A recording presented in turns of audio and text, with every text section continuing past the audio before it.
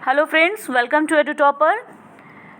67th BPSC prelims के test के साथ जिसमें साइंस के क्वेश्चंस को शामिल किया गया है, मैं आपके सामने उपस्थित हूँ। इस टेस्ट में हमने परफेक्शन आईएएस के सेट को कवर किया है। तो चलिए शुरू करते हैं इस टेस्ट के क्वेश्चंस को एक एक करके, और उम्मीद करती हूँ कि आपने हमारे चैनल को सब्सक्राइब कर लिया होगा। साथ ही साथ हमें लाइक करें और अपने दोस्तों के साथ शेयर भी करें। साथ ही हमें आप ये भी बताएं कि आपका क्या फीडबैक है हमारे वीडियोस के लिए, किस तरह का वीडियोस आप चाहते हैं, कोई इम्प्रूवमेंट आप चाह रहे हैं तो इसके बारे में हमें ज़रूर बताएं। हम कमेंट सेक्शन में आपका इंतज़ार करेंगे।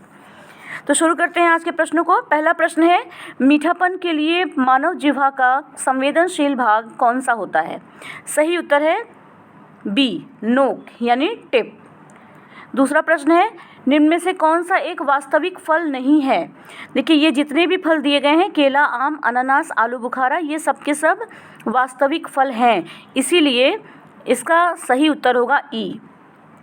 हींग को पौधे के किस भाग से निकाला जाता है? देखिए, हींग को निकाला जाता है पौधे की जड़ से, इसलिए सी हमारा सही उत्तर है। नेक्स्ट है, ओट्स यानी जई पौष्टिक होते हैं क्योंकि इनमें भरपूर होता है।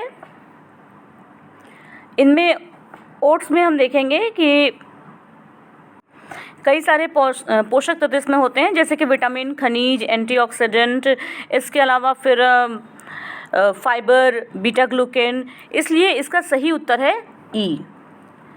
कौन सा अंग बहिस्रावी ग्रंथि और अंतःस्रावी ग्रंथि दोनों के रूप में कार्य करता है? इसका सही उत्तर है ए, अग्नाशय। अग्नाशय बहिस्रावी ग्रंथि और अंतःस्रावी ग्रंथि दोनों के रूप में कार्य करता है। छठा प्रश्न है हमारा कि नर यौन हार्मोन कौन सा है? तो देखिए, नर यौन हार्मोन इसमें है डी, टेस्टोस्टेरोन। आगे के प्रश्नों पे चलते हैं। नेक्स्ट प्रश्न हमारा है कि पालक एक उत्कृष्ट स्रोत है। तो देखिए, इसमें विटामिन ए, लौह तत्व, विटामिन के, मैग्नीज, ये सब के सब सही हैं, इसलिए आंसर होगा ई, उपर्युक्त में से एक से अधिक। सोने जागने के चक्र के लिए निम्न में से कौन सी ग्रंथि उत्तरदायी होती है? सोने जागने के चक्र के लिए उत्तरदायी ग्रंथि होती है पीनियल, सी, पीनियल। नौवां प्रश्न है कि इनमें से कौन सा वसा भंडारण हार्मोन है? इनमें से कौन सा हार्मोन ऐसा है जो वसा का भंडारण करता है? सही उत्तर है ए, इंसुलिन। 10वां प्रश्न है इस सेट का कि कौन सा हार्मोन तनाव की स्थिति में प्राकृतिक अलार्म सिस्टम के रूप में कार्य करता है? ये कार्य करता है डी, यानी कोर्टिसोल। 11वां प्रश्न है कि कौन वसा में घुलनशील विटामिन है? देखिए, वसा में घुलनशील विटामिन जो होते हैं वो होते हैं विटामिन ए, डी, ई, के, एडेक। ठीक है, और आप यहाँ देख रहे हैं कि ऑप्शन ए और ऑप्शन बी दोनों ही सही हैं, इसलिए हमारा सही उत्तर होगा यहाँ पे ई। अगले प्रश्न पे चलते हैं। भारतीय आंवला किसका भरपूर स्रोत है? भारतीय आंवला स्रोत है विटामिन सी का। ग्रेगोर मेंडल ने आनुवांशिकता के सिद्धांत की स्थापना की। तो ग्रेगोर मेंडल ने आनुवांशिकता के सिद्धांत की स्थापना किस पर प्रयोग करके की थी? सही उत्तर है मटर पर प्रयोग करके। 14वां प्रश्न है हमारा कि चिकित्सा विज्ञान की वह शाखा जो संक्रामक बीमारी एवं उसके कारणों का अध्ययन करती है, उसे क्या कहते हैं? उसे कहते हैं महामारी विज्ञान। 15वां प्रश्न है कि किसे आत्मघाती थैली भी कहा जाता है? आत्मघाती थैली कहते हैं बी, लाइसोसोम को। 16वां प्रश्न हमारा है कि निम्नलिखित में से कौन डीएनए के 4 क्षारकों में से एक नहीं है? तो डीएनए के 4 क्षारकों में से एक नहीं होने वाला जो है वो है यूरेसिल, यूरेसिल। 17वां प्रश्न है, ऑर्निथोफिलस फूलों में परागन का अभिकर्मक क्या होता है? तो परागन का अभिकर्मक इसमें होता है बी, पक्षियाँ। पक्षियाँ इसको करती हैं, पक्षियों के माध्यम से इसमें फूलों का परागन होता है। 18वां प्रश्न है कि निम्नलिखित में से कौन पौधों के अंकुरण में सहायक होता है? पौधों के अंकुरण में सहायक होने वाला जो है वो है जिब्रेलिन, जिब्रेलिन। 19वां प्रश्न है हमारा कि कुछ लोगों में समय पर रक्त का थक्का नहीं बन पाता, तो ऐसे में वो कौन से रोग से पीड़ित होते हैं? ऐसे लोग पीड़ित होते हैं पैतृक रक्तस्राव यानी हीमोफीलिया से। हीमोफीलिया रोग से पीड़ित होने पर रक्त का थक्का नहीं बन पाता। 20वां प्रश्न है, श्वेत रक्त कणिकाओं को क्या कहा जाता है? श्वेत रक्त कणिकाओं को ल्यूकोसाइट्स भी कहा जाता है। 21वां प्रश्न है कि फेफड़ों की क्रियात्मक इकाई क्या कहलाती है? देखिए, फेफड़ों की क्रियात्मक इकाई कहलाती है एल्वियोली। 22वां प्रश्न है कि पित्तरस किस अंग द्वारा स्रावित होता है? पित्तरस किस अंग द्वारा स्रावित होता है? इसका सही उत्तर है बी, यकृत यानी लीवर। 23वां प्रश्न है कि अंधनाल निम्नलिखित में से किसका भाग है? अंधनाल किसका भाग है? अंधनाल भाग है बड़ी आंत का। 24वां प्रश्न है कि विल्सन रोग किसकी अधिकता के कारण होता है? विल्सन रोग जो होता है वो तांबा की अधिकता के कारण होता है, कॉपर। 25वां प्रश्न हमारा है कि टीकाकरण का जनक किसे माना जाता है? टीकाकरण का जनक माना जाता है एडवर्ड जेनर को। देखिए, बहुत ही महत्वपूर्ण प्रश्न है ये। 26वां प्रश्न है हमारा कि अमीनो अम्ल निम्न में से किसका मुख्य अवयव है? अमीनो अम्ल मुख्य अवयव है प्रोटीन का। आगे के प्रश्न पे चलते हैं। 27वां प्रश्न हमारा है कि स्फिग्मोमैनोमीटर का प्रयोग निम्न में से किसको मापने के लिए किया जाता है? स्फिग्मोमैनोमीटर का प्रयोग किया जाता है रक्तचाप को मापने के लिए। 28वां प्रश्न है कि कौन से युग्म सही सुमेलित नहीं है? तो इसमें जब हम देखेंगे इसके सारे ऑप्शंस को तो हमें पता चलेगा कि ऑप्शन ए सही सुमेलित नहीं है, क्योंकि कॉड लीवर ऑयल जो होता है वो विटामिन ए, विटामिन डी और इसके अलावा ओमेगा 3 वसामय अम्ल का एक अच्छा स्रोत होता है, लेकिन यहाँ पे दिया जा रहा है कि विटामिन सी का। 29वां प्रश्न हमारा है कि निम्न में से किस विटामिन को थायमिन के नाम से जाना जाता है? तो इसमें से विटामिन B1 को थायमिन के नाम से भी जाना जाता है। 30वां प्रश्न हमारा है कि विटामिन रेटिनॉल की कमी से कौन सा रोग होता है? विटामिन रेटिनॉल की कमी से जो रोग होता है वो है रतौंधी। नेक्स्ट प्रश्न है कि कौन सा युग्म सही सुमेलित है? तो इसके जो युग्म सही सुमेलित है वो है ए, टोकोफेरॉल जो कि विटामिन ई से संबंधित है। 32वां प्रश्न है कि किस विटामिन को नियासिन के नाम से जाना जाता है? किस विटामिन को नियासिन के नाम से जाना जाता है? Vitamin B3।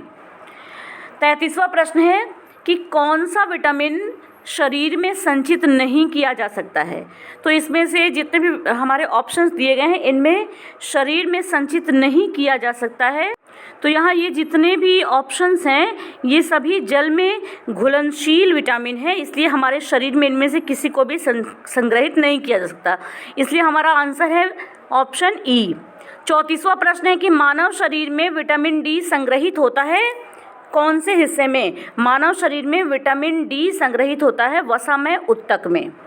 नेक्स्ट प्रश्न पे चलते हैं। किस प्रकार के ऊतक शरीर के विभिन्न भागों को एकीकृत करते हैं और अंगों को सहारा और सुरक्षा प्रदान करते हैं? सही उत्तर है हमारा संयोजी ऊतक। निम्नलिखित में से कौन सा हार्मोन भूख को नियंत्रित करने के लिए उत्तरदायी है? भूख को नियंत्रित करने के लिए उत्तरदायी हार्मोन होता है ग्रेलिन। 37वां प्रश्न है डीएनए संरचना कैसी होती है? डीएनए संरचना जो होती है वो द्विरज्जुकीय कुंडली की संरचना होती है। 38वां प्रश्न है हमारा कि मानव में गुणसूत्रों के कितने जोड़े होते हैं? मानव में गुणसूत्रों के कुल 23 जोड़े होते हैं।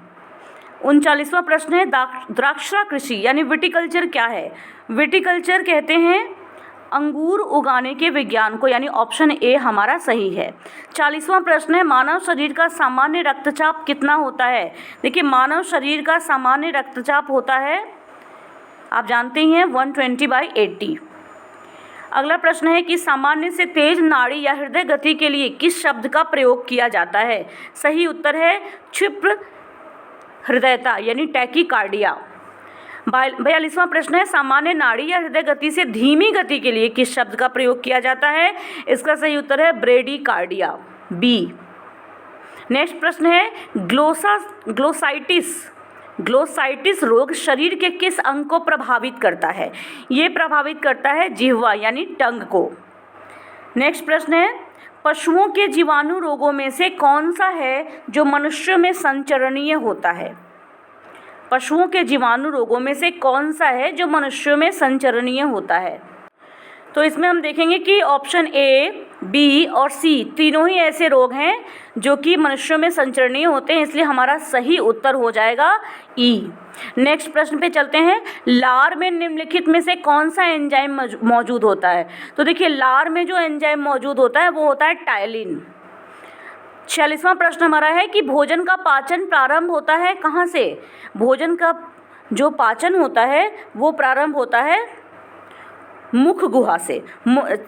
मुंह से ही जो दांतों के द्वारा भोजन को तोड़ा जाता है, चबाया जाता है, इसको निगलने के लिए सलाइवा वगैरह का प्रयोग किया जाता है। तो यहीं से, चूँकि सलाइवा में एक तरह का एंजाइम भी होता है, यहीं से जो पाचन प्रक्रिया होती है वो शुरू हो जाती है। 47वां प्रश्न हमारा है कि कौन पुष्प के नर प्रजनन अंग होते हैं? इनमें से सही उत्तर है पुंकेसर। 48वां प्रश्न है कि मनुष्य के मस्तिष्क का दूसरा सबसे बड़ा भाग होता है वो कौन सा है? इसका सही उत्तर है बी, सेरिबेलम, अनुमस्तिष्क। 49वां प्रश्न है हमारा कि कौन मानव में स्वेद या पसीना का घटक है? तो मानव में स्वेद या पसीना का घटक जो है वो आप देखेंगे कि ए, बी, सी, डी चारों ऑप्शन सही हैं, इसलिए हमारा ई जो है वो यहाँ पे सही आंसर होता है। लाल रक्त कोशिकाओं का औसत जीवन कितने दिनों का होता है? लाल रक्त कोशिकाओं का औसत जीवन होता है 120 दिन का। 51वां प्रश्न हमारा है कि मानव रक्त में आरबीसी और डब्ल्यूबीसी का अनुपात कितना होता है? सही उत्तर है ए, 600:1। 52वां प्रश्न है कि रक्त का जमाव एक एंजाइम द्वारा उत्प्रेरित होता है, इस एंजाइम को क्या कहा जाता है? इसे कहा जाता है थ्रोम्बिन। 53वां प्रश्न है कि जन्म के बाद माँ द्वारा उत्पादित और स्रावित जो पहला दूध होता है उसे क्या कहते हैं? इसे कहते हैं कोलोस्ट्रम। 54वां प्रश्न है कार्बोहाइड्रेट ऊतकों में जमा होते हैं किस रूप में? कार्बोहाइड्रेट जो होते हैं वो ऊतकों में ग्लाइकोजन के रूप में जमा होते हैं, ए ऑप्शन सही है। 55वां प्रश्न है निम्नलिखित में से किस तेल में लिनोलेइक अम्ल नहीं होता? देखिए, लिनोलेइक अम्ल नहीं होता है कौन से तेल में? तो सही जवाब है नारियल तेल में। इसके अलावा बाकी तीनों में लिनोलेइक अम्ल प्रेजेंट होता है। 56वां प्रश्न है हमारा कि दांतों और हड्डियों के निर्माण के लिए कौन सा तत्व आवश्यक है? तो इसमें आप देखेंगे पोटेशियम, मैग्नीशियम और कैल्शियम, ये तीनों ही तत्व दांतों और हड्डियों के निर्माण के लिए आवश्यक होते हैं, इसलिए हमारा सही उत्तर है ई। 57वां प्रश्न है कौन सा रोग प्रोटोजोआ के कारण होता है? कौन सा रोग प्रोटोजोआ के कारण होता है? इसका सही उत्तर हम देखेंगे कि ए और बी दोनों सही है। नींद की बीमारी और कालाजार ये दोनों ही प्रोटोजोआ के कारण होता है, इसलिए हमारा ऑप्शन ई सही है। धनुस्तंभ यानी टिटनेस और कुकुर खांसी पर्टुसिस रोग किसके कारण होते हैं? तो इस दोनों रोग का कारण है जीवाणु, सी। 59वां प्रश्न हमारा है कि हड्डियों के ट्यूमर को किस रूप में जाना जाता है? हड्डियों के ट्यूमर को ऑस्टियोसार्कोमा के रूप में भी जाना जाता है। नेक्स्ट क्वेश्चन है हमारा कोशिका का खोजकर्ता कौन था? कोशिका का खोजकर्ता था रॉबर्ट हुक। अगले प्रश्न पे चलते हैं। दुनिया की पहली टेस्ट ट्यूब बेबी का जन्म कहाँ हुआ था? दुनिया की पहली टेस्ट ट्यूब बेबी का जन्म हुआ था ब्रिटेन में। 62वां प्रश्न है कि किसे कोशिकाओं का प्रोटीन कारखाना कहा जाता है? कोशिकाओं का प्रोटीन कारखाना कहते हैं राइबोसोम को, सी। फ्रेंड्स, इसके पहले भी हमारे परफेक्शन आईएएस के 3 सेट ऑलरेडी अपलोड हो चुके हैं। आस्था आईएएस के 2 सेट को भी हमने अपलोड किया है, साइंस और पॉलिटी का। आगे भी हम आपके लिए विभिन्न संस्थानों के बहुत ही इंपॉर्टेंट टेस्ट सेट लेके आएंगे आपके लिए ज़रूर, और आप इनके साथ बने रहिए हमारे साथ। सारे वीडियोज़ को देखिए, सारे क्वेश्चंस को लगाइए और फिर अपनी तैयारी को और भी ज़्यादा धार दीजिए। 63वां प्रश्न है हमारा कि निम्नलिखित में से किसके परिवहन के लिए फ्लोएम उत्तरदायी है? पौधों में, ठीक है। तो इसका सही उत्तर है बी, भोजन। भोजन का परिवहन फ्लोएम के द्वारा पौधे के सभी भागों तक होता है। 64वां प्रश्न है हमारा कि प्याज और लहसुन की विशिष्ट तीखी गंध निम्न में से किस तत्व की उपस्थिति के कारण होती है? प्याज और लहसुन में तीखी गंध का कारण होता है गंधक। नेक्स्ट प्रश्न पे चलते हैं। अस्थि मृदुता किस विटामिन की कमी से होती है? अस्थि मृदुता जो है ये होती है विटामिन डी की कमी से। बी ऑप्शन सही है। पायरिडोक्सिन प्रतिपिंड यानी एंटीबॉडी के उत्पादन में सहायता करता है, जो मौजूद होता है किसमें? इसका सही उत्तर देखेंगे हम कि ए बी सी डी चारों ही सही है, इसलिए ऑप्शन ई हमारा सही आंसर होगा। मानव के लिए पोटेशियम की औसत दैनिक आवश्यकता कितने ग्राम की होती है? मानव के लिए पोटेशियम की औसत दैनिक आवश्यकता जो होती है वो पुरुषों के लिए हम देखेंगे तो 3400 ग्राम की होती है। वहीं अगर महिलाओं के लिए बात करें, वयस्क महिलाओं के लिए, तो 2600 मिलीग्राम, पुरुषों के लिए हम देखेंगे तो 3400 मिलीग्राम होती है। वहीं अगर महिलाओं के लिए देखें तो 2600 मिलीग्राम होती है। तो यहाँ पर जो ऑप्शंस आप देख रहे हैं इसमें ऐसा कुछ भी नहीं है, इसलिए सही उत्तर है ई। नेक्स्ट क्वेश्चन है, निम्न में से कौन सा विटामिन सूर्य के प्रकाश के संपर्क में आने पर मानव द्वारा संश्लेषित किया जा सकता है? सही उत्तर है विटामिन डी। विटामिन के शरीर के किस अंग में बैक्टीरिया द्वारा संश्लेषित होता है? विटामिन के बड़ी आंत के द्वारा शरीर के बड़ी आंत में बैक्टीरिया के द्वारा संश्लेषित किया जाता है। 70वां प्रश्न है, प्राणी शास्त्र का जनक किसे माना जाता है? प्राणी शास्त्र का जनक माना जाता है अरस्तु को। रंध्र मैग्नम निम्न में से किसका हिस्सा है? रंध्र मैग्नम जो हिस्सा है खोपड़ी का। आगे बढ़ते हैं। 72वां प्रश्न है, निम्न में से कौन सा या कौन से प्रोकैरियोटिक कोशिका में उपस्थित नहीं रहता है? सही उत्तर है झिल्ली युक्त केंद्रक। निम्न में से कौन पौधों के लिए आवश्यक सूक्ष्म पोषक तत्व नहीं है? तो पौधों के लिए जो आवश्यक सूक्ष्म पोषक तत्व नहीं है इसमें हम देखेंगे कि पोटेशियम और नाइट्रोजन दोनों ही सही है, इसलिए सही उत्तर है ई। आगे बढ़ते हैं। 74वां प्रश्न हमारा है कि कौन सी रक्त कोशिका प्रतिरक्षी उत्पादन में शामिल है? सही उत्तर है बी लिम्फोसाइट्स, जो कि ऑप्शन ए है। बी लिम्फोसाइट जो ऑप्शन ए है। 75वां प्रश्न है, कौन विभिन्न पर्यावरणीय समस्याओं के कारण उद्योगों के स्थान को निषेध या प्रतिबंधित करता है? तो ये करती है केंद्र सरकार। नेक्स्ट क्वेश्चन है, निम्नलिखित टाइगर रिजर्वों में से क्रिटिकल टाइगर हैबिटेट के अंतर्गत सबसे बड़ा क्षेत्र कौन सा है? सही उत्तर है सी नागार्जुन सागर श्रीशैलम। नागार्जुन सागर श्रीशैलम। 77वां प्रश्न है, स्वस्थानीय संरक्षण यानी इन सीटू संरक्षण के क्या लाभ होते हैं?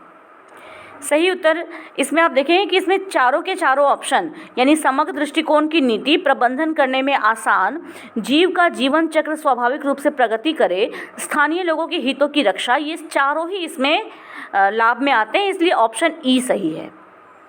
78वां प्रश्न है, छोटे घास के पौधों द्वारा पत्तियों के किनारों पर स्थित छिद्रों से बूंदों के रूप में पानी छोड़ना क्या कहलाता है? सही उत्तर है डी गुटेशन। कौन सा राष्ट्रीय उद्यान पश्चिम बंगाल में स्थित नहीं है? तो इसमें जितने भी हैं सभी पश्चिम बंगाल में स्थित हैं, चाहे वो बक्सा राष्ट्रीय उद्यान हो, नेवरा घाटी हो, जलदापारा हो, सुंदरबन उद्यान हो। आगे बढ़ते हैं। भारत का सबसे छोटा राष्ट्रीय उद्यान कौन सा है? सही उत्तर है डी साउथ बटन आइलैंड राष्ट्रीय उद्यान। ये अंडमान निकोबार में है। इसका टोटल जो क्षेत्रफल है वो 2 वर्ग मील है। आगे बढ़ते हैं। नेक्स्ट है, ओरानस अलौकिक ग्रुप्स या पवित्र उपवन जो है ये कौन से राज्य में है? सही उत्तर है राजस्थान में। ये राजस्थान में है। आगे बढ़ते हैं हम। भूमंडलीय ऊष्मीकरण का उच्चतम से निम्नतम तक सही क्रम ज्ञात करें। इसका सही क्रम है ए। नेक्स्ट क्वेश्चन है, निम्न में से किस मूलक और उत्प्रेरक द्वारा ओजोन को नष्ट नहीं किया जा सकता? इसमें जितने भी ऑप्शन हैं इनमें से कोई भी नहीं है, ये चारों के चारों ओजोन के लिए प्रबल अपक्षयी मूलक हैं, इसलिए हमारा आंसर है ई। निम्नलिखित में से कौन से युग्म गलत हैं? इसमें जब आप देखेंगे तो डी गलत है, क्योंकि COP24 कटोविस में आयोजित किया गया था, बाकी सभी सही हैं।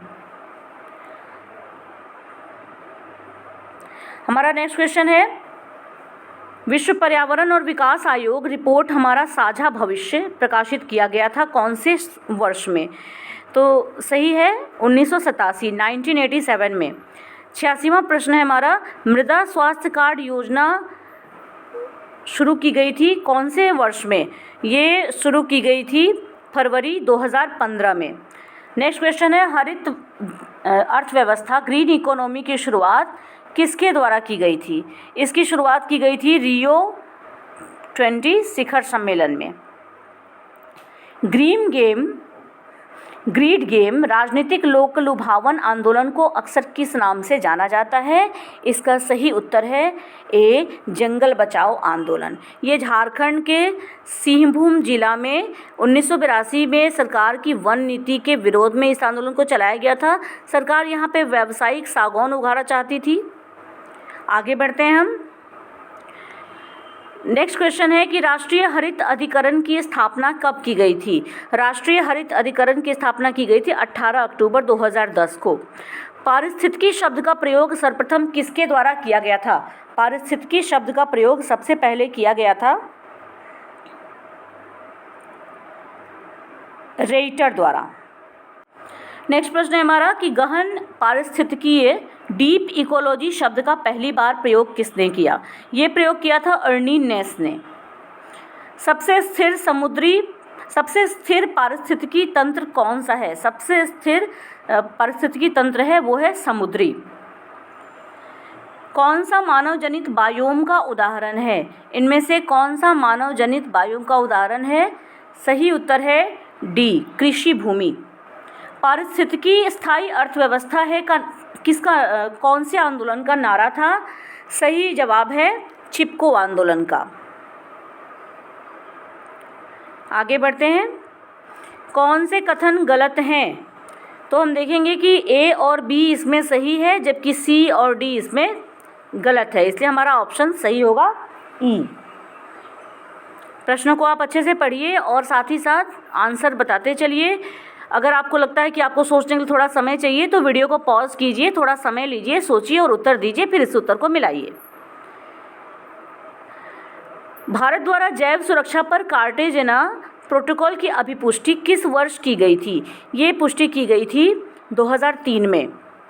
कौन हरित ग्रीन हाउस गैस नहीं है? सही उत्तर है प्रोपेन। इसके अलावा तीनों कार्बन डाइऑक्साइड, मीथेन, ओजोन, ये तीनों ही ग्रीन हाउस गैस हैं। नेक्स्ट प्रश्न है कि भारत वन स्थिति रिपोर्ट के अनुसार प्रतिशतता की दृष्टि से सर्वाधिक वनावरण कौन से राज्य में है? तो सर्वाधिक वनावरण जो हमें मिलते हैं वो है मिजोरम में। 99 क्वेश्चन है, भौगोलिक क्षेत्र के संदर्भ में सबसे बड़ा 1% वाला देश कौन सा है? तो इस 99 क्वेश्चन का सही आंसर है गुयाना। गुयाना में हम देखेंगे कि 77.4% 1% क्षेत्रफल यहाँ पे है। आगे बढ़ते हैं हम। पृथ्वी ग्रह का फेफड़ा किसे कहा जाता है? लंग्स ऑफ अर्थ कहा जाता है अमेजन वर्षावन को, यानी ए। 101 प्रश्न है कि भारत में बाघ के बारे में कौन सा कथन सही है?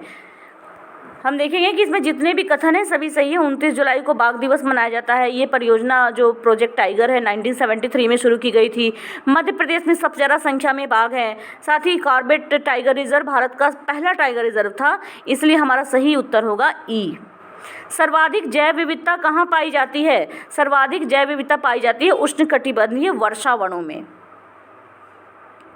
ये उष्णकटिबंधीय वर्षा वन जो हैं ये आमतौर पे हम देखेंगे कि भूमध्य रेखा के आसपास फैले हुए हैं। आगे बढ़ते हैं। ग्रीन हाउस प्रभाव के अंतर्गत वातावरण में कौन सा परिवर्तन होता है? तो ये होता है वातावरण में कार्बन डाइऑक्साइड की संकेंद्रता बढ़ जाती है। नेक्स्ट प्रश्न है एजेंडा 21 किस क्षेत्र से संबंधित है? एजेंडा 21 संबंधित है सतत विकास यानी सस्टेनेबल डेवलपमेंट से। 105 प्रश्न है क्योटो प्रोटोकॉल किससे संबंधित है? क्योटो प्रोटोकॉल संबंधित है ग्रीन हाउस उत्सर्जन को कम करने से। नेक्स्ट प्रश्न है धान के खेतों से उत्पन्न होने वाली गैस जो ग्लोबल वार्मिंग से संबंधित है वो कौन सी गैस होती है? वो होती है मीथेन। ग्रीन मफलर किससे संबंधित है? ग्रीन मफलर संबंधित है ध्वनि प्रदूषण से। राष्ट्रीय पर्यावरण इंजीनियरिंग अनुसंधान संस्थान कहाँ स्थित है? ये संस्थान स्थित है नागपुर में। किस वर्ष पर्यावरण संरक्षण अधिनियम पारित किया गया था? पर्यावरण संरक्षण अधिनियम पारित किया गया था 1986 में। चूँकि वो ऑप्शन हमें मिल नहीं रहा है इसलिए हम ई को कहेंगे कि ई सही उत्तर है। 110 नंबर प्रश्न है जैव निम्नीकरणीय बायोडिग्रेडेबल प्रदूषक होते हैं कौन से? इनमें से सही है वाहित मल यानी सीवेज। 111वां प्रश्न है भारत में उपस्थित होने वाला प्रथम राष्ट्रीय उद्यान कौन सा है? भारत में स्थापित होने वाला प्रथम राष्ट्रीय उद्यान था जिम कॉर्बेट राष्ट्रीय उद्यान। इसकी स्थापना 1936 में की गई थी। आगे बढ़ते हैं। कितने डेसिबल से ऊपर की ध्वनि को खतरनाक ध्वनि प्रदूषण माना जाता है? सही उत्तर है 80 डेसिबल से ऊपर की ध्वनि को खतरनाक स्तर पर ध्वनि प्रदूषण माना जाता है। अम्ल वर्षा निम्नलिखित में से किस गैस के कारण होती है? अम्ल वर्षा होने का मुख्य कारण है नाइट्रस ऑक्साइड और सल्फर डाइऑक्साइड। 114वां प्रश्न है कि ग्रीन हाउस गैसों के उत्सर्जन में सबसे बड़ा योगदाता देश कौन सा है? सही उत्तर है ए चीन। ओजोन परत मुख्य रूप से कहाँ स्थित है?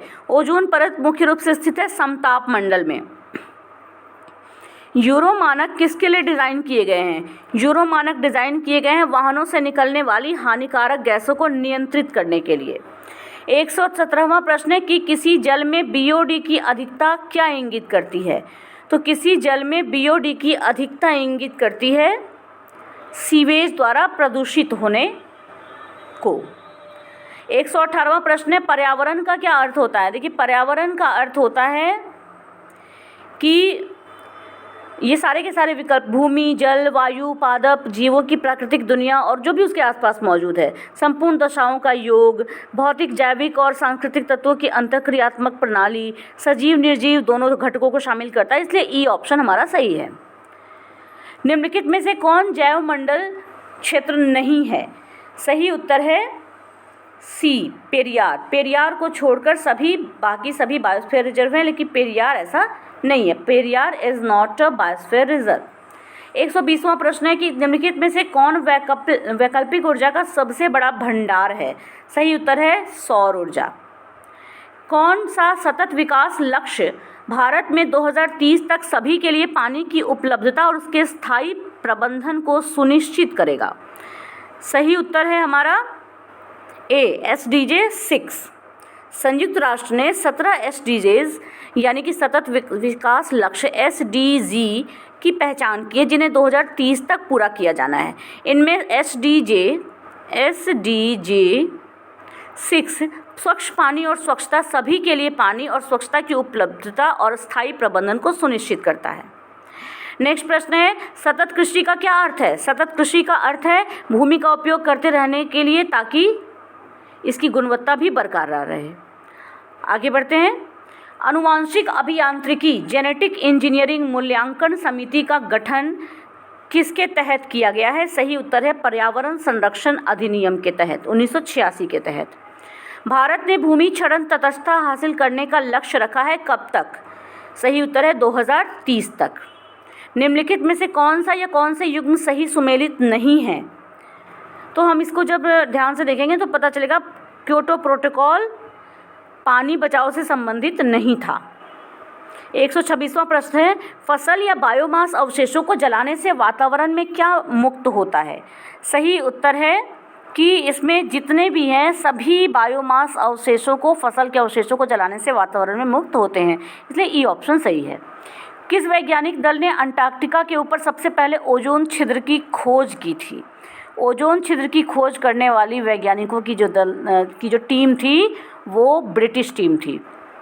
128वां प्रश्न है, मानव शरीर में औसतन कितने प्रतिशत ऑक्सीजन तत्व पाए जाते हैं? सही उत्तर है 65% भाग में ऑक्सीजन होता है मानव शरीर में। 129वां प्रश्न है कि निम्नलिखित में से कौन सा एक वृक्क का कार्य नहीं है?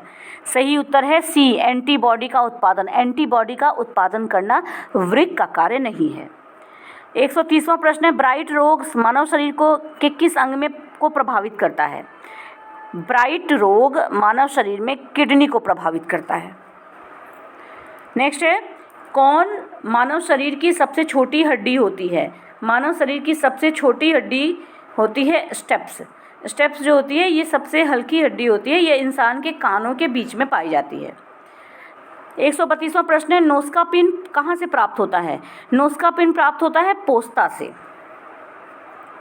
आगे बढ़ते हैं, उत्क्रांति का उत्परिवर्तन सिद्धांत किसके द्वारा प्रतिपादित किया गया था? तो उत्क्रांति का उत्परिवर्तन सिद्धांत पारित किया गया था डार्विन के द्वारा। स्तनधारी श्वसन किसके द्वारा करते हैं? तो स्तनधारी श्वसन करते हैं फेफड़ों के द्वारा। वायु में निम्न में से किस घटक की मात्रा श्वसन की प्रक्रिया में परिवर्तित नहीं होती है? सही उत्तर है नाइट्रोजन। कौन मलेरिया रोधी दवा है? इसमें सभी विकल्प सही हैं, इसलिए ऑप्शन ई सही है। दिए गए विकल्प में से कपास का सबसे छोटा घटक बताएं। कपास का सबसे छोटा घटक होता है खनिज लवण। कौन अंतःक्षेपण का उदाहरण है? अंतःक्षेपण के उदाहरण में हम देखेंगे तो ये देखिए अंतःक्षेपण जो होता है ये एक विशेष प्रकार का विसरण होता है। ये तब होता है जब ठोस कोलाइड द्वारा जल का अवशोषण किया जाता है, जिससे आयतन में वृद्धि होती है। इस प्रकार से हम देख रहे हैं कि सारे के सारे ऑप्शन यहाँ पे ठीक है, इसलिए यहाँ ई ऑप्शन सही है। 139वां प्रश्न है कि कौन सही नहीं है? तो इसमें B, sulphur drug Christian Barnard से संबंधित नहीं है, बल्कि सल्फर ड्रग का आविष्कार किया था डगमंक ने। बाकी सभी सही हैं इसमें। 140वां प्रश्न है कि कौन सा कथन सही है? ए कथन सही है कि प्रोटीन का इस्तेमाल सबसे पहले जे बर्जिलियस ने किया था। आलू में ब्लैक हार्ट का कारक क्या होता है? आलू में ब्लैक हार्ट जो है एक जैविक रोग है जो आलू के भंडारण के दौरान ऑक्सीजन की कम उपलब्धता के कारण होता है। सही आंसर है सी, ऑक्सीजन की कमी। 142वां प्रश्न है, कोलेस्ट्रॉल क्या होता है? कोलेस्ट्रॉल होता है प्राणी वसा में पाया जाने वाला वसायुक्त अल्कोहल। नेक्स्ट क्वेश्चन देखते हैं, निम्नलिखित युग्म में से कौन सा या कौन से सही सुमेलित नहीं है? तो लैक्टोज जो है ये सही सुमेलित नहीं है, क्योंकि दूध में लैक्टोज नहीं बल्कि लैक्टिक अम्ल पाया जाता है। नेक्स्ट प्रश्न है, मानव मूत्र का पीला रंग किस वर्ण के कारण होता है? इसके होने का पीला होने का कारण होता है यूरोक्रोम। संवेदनाहारी के रूप में उपयोग किए जाने वाले पदार्थ कौन से हैं? तो यहाँ हम क्या देखेंगे कि संवेदनाहारी के रूप में chloroform, nitrous oxide, pentothal sodium, halothane, chloropropane, cocaine, ये सभी प्रयोग किए जाते हैं, इसलिए हमारा सही उत्तर है ई। मकड़ी का जाल निम्नलिखित में से किससे बना होता है? मकड़ी का जाल बना होता है प्रोटीन से। कौन सा या कौन से युग्म सही सुमेलित नहीं है? तो इसमें हम देखेंगे कि रेयॉन जो संशोधित स्टार्च नहीं है बल्कि रेयॉन पुनर्जीवित सेल्यूलोज फाइबर से प्राप्त होता है। 148वां प्रश्न है, इस तथ्य की खोज किसने की कि पौधों और पेड़ों पर भी जीवन होता है? सही उत्तर है बी, जे.सी. बोस, जगदीश चंद्र बोस। इन्होंने पता लगाया था कि पेड़ों और पौधों में भी जीवन होता है। पेपरमिंट में किस भाग का पेपरमिंट में निम्नलिखित में से किस भाग में तेल का अधिकतम प्रतिशत पाया जाता है? सही उत्तर है सी, पत्ते में। 150वां प्रश्न है कि कौन सा हार्मोन पाचक रस के उत्पादन के लिए अग्नाशय को सक्रिय करता है? इसका सही उत्तर है सेक्रेटिन। सेक्रेटिन एक ऐसा हार्मोन है जो पाचन रस के उत्पादन के लिए अग्नाशय को सक्रिय करता है। इसके साथ ही हमारे 150 प्रश्न यहाँ सही होते हैं। आप इस वीडियो को लाइक करें, अपने दोस्तों के साथ शेयर करें और हमें फीडबैक में बताएं कि आप हमारे वीडियोस को कैसा पाते हैं, आप इसमें किस तरह की इम्प्रूवमेंट, किस तरह की फीडबैक देना चाहते हैं। धन्यवाद।